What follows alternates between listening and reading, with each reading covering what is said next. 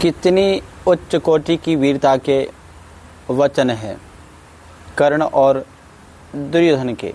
ये प्रसंग कुछ अधिक लंबे हो गए, किंतु इनसे एक बात स्पष्ट हो गई कि निकृष्ट से निकृष्ट व्यक्ति में भी कुछ अच्छाइयाँ होती हैं। यदि किसी प्रकार सद्गुणों की ओर ही मनुष्य का चिंतन और क्रिया का प्रवाह मुड़ जाए तो कहना ही क्या है। एक एक सत्कर्म का ही इतना विस्तार हो सकता है कि किसी बुरे काम को सोचने और करने का अवकाश ही नहीं होगा। महर्षि दयानंद से बंगाल के एक नेता अश्विनी कुमार ने पूछा था, महाराज, मनुष्य के मन में वासना जगे और उसे वह अपनी विचार शक्ति से शांत करके सतपथ से विचलित न हो, यह तो समझ में आता है, किंतु मैं यह जानना चाहता हूँ कि आपके मन में भी कभी वासना भी जगी है या नहीं। यह प्रश्न सुनकर ऋषि ने थोड़ी देर आत्मनिरीक्षण किया, फिर उत्तर दिया, मुझे अपने जीवन में ऐसा कोई अवसर याद नहीं आता जब मेरे मन में कुविचार कभी पैदा भी हुए हों। इस पर चकित होकर अश्विनी बाबू ने कहा, यह कैसे संभव है। तो ऋषि ने सहज भाव से उत्तर दिया, मेरे पास करने के इतने काम हैं कि उनसे भिन्न कोई बात मन में सोचने और करने को मेरे पास समय ही नहीं है। अतः मंत्र में पहली प्रार्थना है कि मेरे सद्गुण मेरे जीवन में विकसित होकर जीवन को यज्ञ में बना दें, ताकि मैं अपना और समाज का भला कर सकूं। मंत्र की दूसरी बात है कि मेरे संकल्प सत्य हों, ऐसा न हो कि मैं व्यर्थ की उधेड़ बुन में पड़ा रहूं, अर्थात मेरे चिंतन की दिशा ठीक हो। जब मुझे ठीक विचार करने का अभ्यास होगा तो आचरण भी ठीक ही करूँगा। यदि चिंतन ही बेतुका होगा तो उसके फल का ठीक होने का प्रश्न ही कहाँ उपस्थित होता है। ऋषि दयानकृत व्यवहार भानु से सिख चिल्ली की कहानी का मैं आपको सुनाना चाहता हूँ। कहानी को इसके स्पष्ट को और भी आशय को स्पष्ट कर सकेगा। शेख चिल्ली नामक एक ग्राम में था। वह किसी नगर का बनिया 10 रुपये उधार लेकर घी लेने आया था। वह घी लेकर घड़े में भर किसी मजूर की खोज में था। वहाँ शेख चिल्ली आ निकला। उससे पूछा कि इस घड़े को 3 कोस पर ले जाने की क्या मजूरी लोगे।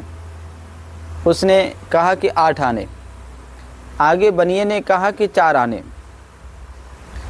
लेना हो तो ले। उसने कहा अच्छा। शेख चिल्ली घड़ा ले चला और बनिया पीछे पीछे चलता हुआ मन में मनोरथ करने लगा कि 10 रुपये के घी के 11 रुपये आवेंगे, 10 रुपये सेठ को दूंगा और 1 रुपया घर की पूंजी रहेगी। वैसे ही 10 फेरे में 10 रुपये हो जाएंगे। इस प्रकार 10 से 100, 100 से सहस्र, सहस्र से लक्ष्य, लक्ष्य से करोड़, फिर सब जगह कोठियाँ करूँगा और सब राजा लोग मेरे कर्जदार हो जाएंगे, इत्यादि बड़े बड़े मनोरथ करने लगा। और शेख चिल्ली ने विचारा कि 4 आने की रुई ले सूत काट कर बेचूंगा, 8 आने मिलेंगे। फिर 8 आने से 1 रुपया हो जाएगा। फिर वैसे ही 1 से 2 रुपये होंगे। उनसे एक बकरी लूँगा। जब उसके कच्चे बच्चे होंगे तब उनको बेच के एक गाय लूँगा, उसके कच्चे बच्चे बेच भैंस लूँगा, उसके कच्चे बच्चे बेच एक घोड़ी लूँगा और उसके कच्चे बच्चे बेच एक हथनी लूँगा और उसके कच्चे बच्चे बेच 2 बीवियाँ ब्याहूँगा। एक का नाम प्यारी और दूसरी का नाम बेप्यारी रखूँगा। जब प्यारी के लड़के गोद में बैठने आवेंगे तब कहूँगा बच्चे आओ बैठो, और जब बेप्यारी के लड़के आकर कहेंगे कि हम भी बैठें तब कहूँगा नहीं नहीं। ऐसा कहकर सिर हिला दिया, घड़ा गिर पड़ा, फूट गया और घी भूमि पर फैल के धूल में मिल गया। बनिया रोने लगा और शेख चिल्ली भी रोने लगा। बनिए ने शेख चिल्ली को धमकाया कि घी क्यों गिरा दिया और रोता क्यों है, तेरा क्या नुकसान हुआ? शेख चिल्ली तेरा क्या बिगाड़ हुआ, तू क्यों रोता है? बनिया मैंने 10 रुपये उधार लेकर प्रथम ही घी खरीदा था, उस पर बड़े बड़े लाभ का विचार किया था, वह मेरा सब बिगड़ गया, मैं क्यों न रोऊं? शेख चिल्ली तेरी तो 10 रुपये आदि की ही हानि हुई, मेरा तो घर ही बना बनाया बिगड़ गया, मैं क्यों न रोऊं? बनिया क्या तेरे रोने से मेरा घी आ जाएगा? शेख चिल्ली अच्छा तो तेरे रोने से मेरा घर भी न बन जाएगा? तू बड़ा मूर्ख है पनिया, तू मूर्ख, तेरा बाप मूर्ख। दोनों आपस में एक दूसरे को मारने लगे। फिर मारपीट कर शेख चिल्ली अपने घर की ओर भाग गया और उस बनिए ने धूली मिले हुए घी को टीकरे में उठाकर अपने घर की राह ली। ऐसे ही स्वसामर्थ्य के बिना असंख्य मनोरथ किया करना मूर्खों का काम है, और जो बिना परिश्रम के पदार्थों की प्राप्ति में उत्साही होता है उसी मनुष्य को विद्वान लोग मूर्ख कहते हैं। महत्वाकांक्षाएं तो मस्तिष्क में भले ही रहें, किंतु अपनी योग्यता और क्षमताओं के अनुसार ही वे क्रियान्वित हो पाती हैं। अतः मनुष्य को संतुलित विचार का अभ्यस्त होना चाहिए, तभी मानसिक शांति भी रह सकती है। अतः दूसरी प्रार्थना है कि मेरे संकल्प सत्य हों। मंत्र की तीसरी बात है कि कोई दोष अनजाने मेरे जीवन में रह जाए, यह संभव है, पर जान लेने पर कि यह बुराई है, फिर चाहे कुछ हो जाए मैं उसे सर्वस्व की बाजी लगाकर भी समाप्त करके ही छोड़ूंगा। पाप को पाप जानते हुए आचरण करना जीते जी मरने समान है। अतः मेरी इच्छा शक्ति इतनी प्रबल होनी चाहिए कि वीर के समान डटकर मैं उस पाप को जीवन में से निकाल फेंकूं। मृत्यु स्वीकार हो किंतु पापमय जीवन नहीं। इस बात को समझने के लिए स्वामी श्रद्धानंद जी की आत्मकथा की एक घटना बहुत प्रेरणाप्रद है। एक दिन लाला मुंशीराम लाहौर के एक चौराहे पर खड़े थे। सामने से एक व्यक्ति टोकरे में एक कटा हुआ बकरा सिर पर उठाए ले जा रहा था। बोझ के कारण जब व्यक्ति ऊपर नीचे होता तो कटे बकरे की लाल लाल टांगें हिलती हुई बहुत भीभत्स लग रही थीं और उन्हें देख पाना कठिन था। उसे देखकर इनके मन में विचार आया कि कहाँ तो तू इसे देखकर भी परेशान हो रहा है और कहाँ इसे चटखारे ले लेकर खाता है। सोचते सोचते ऐसी ग्लानि हुई कि वहीं यह निश्चय कर लिया कि आज से मांस नहीं खाएंगे। शाम को ही एक भोज में सम्मिलित हुए। मेज पर जहाँ अन्य मित्र वकील आदि बैठे थे, बैठ गए। भोजन परोसा जा रहा था। इन्होंने देखा कि सब्जियों के साथ एक कटोरी में मांस भी है। विचार आया कि आज ही तो प्रातः तुमने यह प्रण किया है कि आगे से मांस नहीं खाएंगे। फिर दूसरा विचार आया कि तुम्हारे इस निश्चय का किसे पता है, आज खा लो, आगे से फिर देख लेना। इसके बाद फिर विचार तंग आई कि एक संकल्प करके उसके विपरीत चलना तो थूके को चाटने के समान अत्यंत नीच कर्म है। मैं ऐसा नहीं करूँगा। बस थाली में से मांस की कटोरी निकालकर दीवार पर दे मारी। इसके छींटों से अपने कपड़े भी खराब हो गए और मेज के दूसरे व्यक्तियों पर भी छींटे पड़े। पास के दूसरे व्यक्तियों ने आश्चर्य में पूछा, क्या हुआ, कटोरी में मक्खी थी क्या? उन्होंने उत्तर दिया, ऐसा तो कुछ नहीं था। मैंने आज ही प्रातः मांस न खाने का प्रण किया है, इसलिए कटोरी निकाल फेंकी। इस बात को सुनकर साथियों ने कहा, इसके लिए भी कटोरी को दीवार पर दे मारने की क्या आवश्यकता थी? आप निकलवा भी तो सकते थे। मुंशी राम जी ने हंसते हुए इसका उत्तर दिया कि चुपचाप निकलवाने से आप लोगों को कैसे पता चलता कि मैंने मांस छोड़ने की प्रतिज्ञा की है।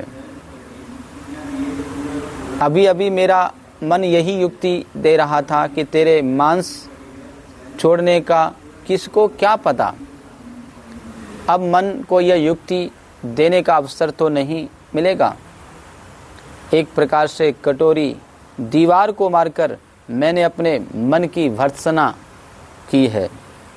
इससे यह शिक्षा मिलती है कि बुराई को दृढ़ निश्चय के साथ वीरोचित व्यवहार से ही छोड़ा जा सकता है, बुराई से समझौता करके नहीं। अतः मंत्र की तीसरी बात हुई कि चाहे कुछ हो, मैं पाप का आचरण कभी न करूं।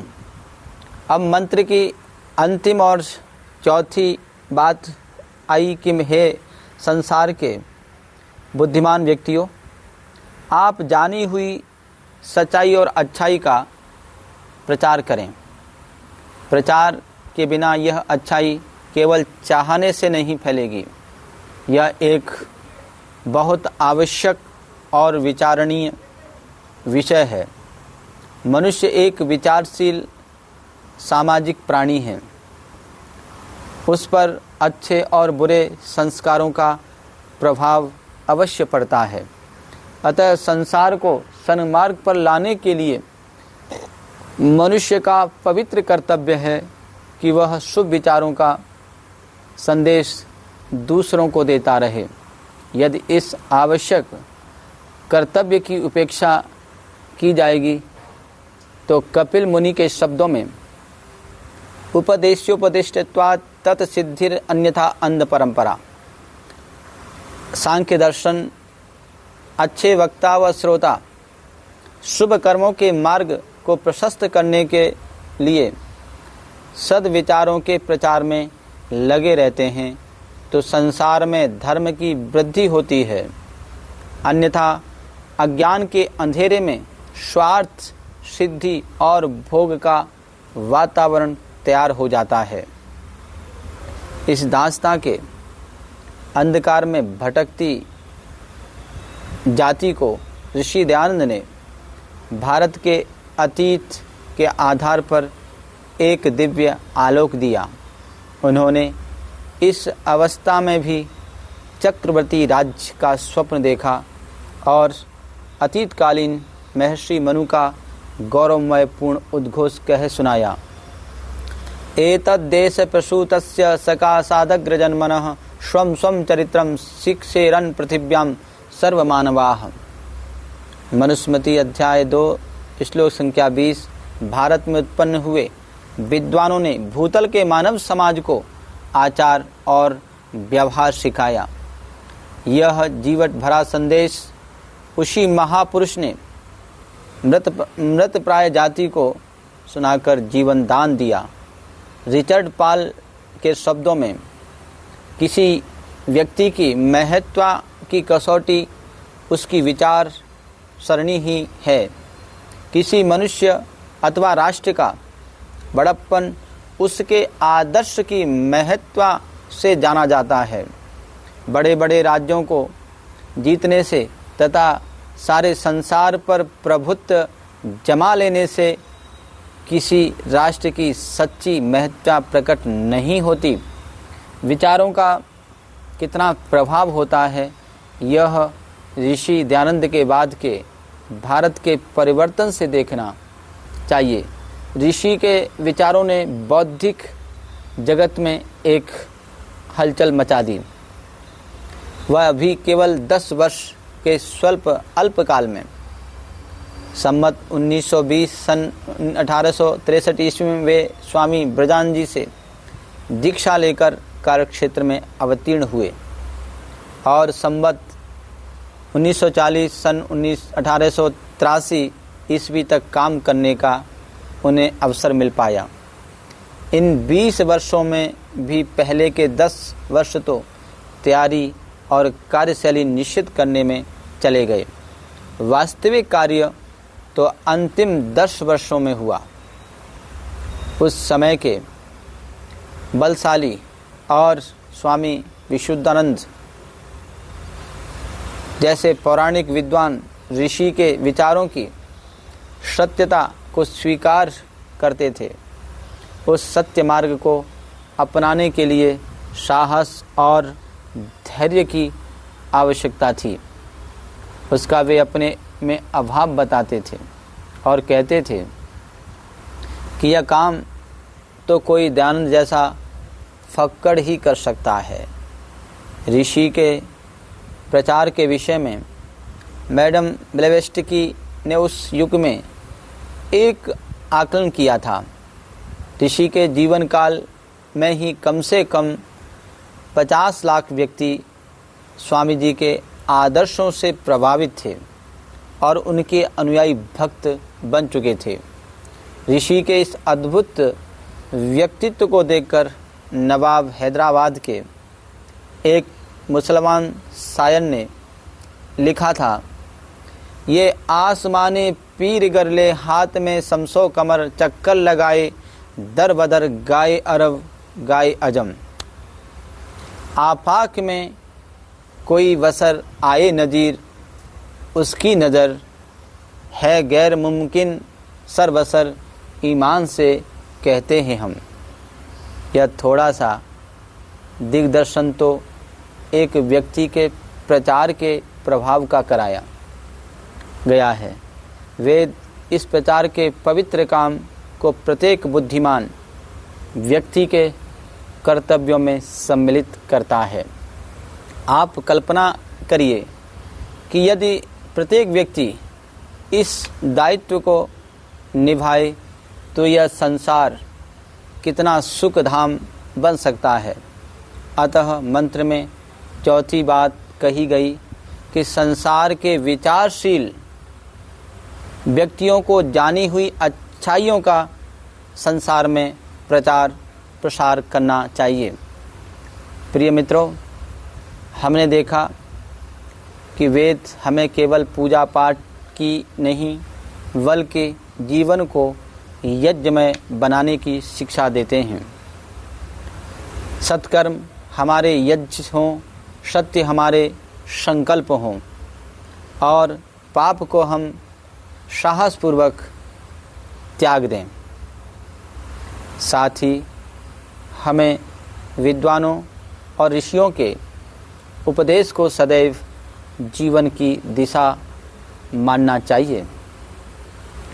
जीवन की यही साधना हमें दिव्य बनाती है और समाज को भी प्रकाशमान करती है। तो आइए हम सब आज से एक नए संकल्प के साथ आगे बढ़ें कि हमें अपने हर कर्म को ईश्वर समर्पित यज्ञ मानेंगे। हर संकल्प सत्य और व्यवहारिक होगा। पाप और बुराई से कोई समझौता नहीं करेंगे। इसी में हमारा कल्याण है, इसी में समाज का कल्याण है। ओम। इसी भाव के साथ मैं अपना वचन विराम करता हूँ। ओम शांति शांति शांति।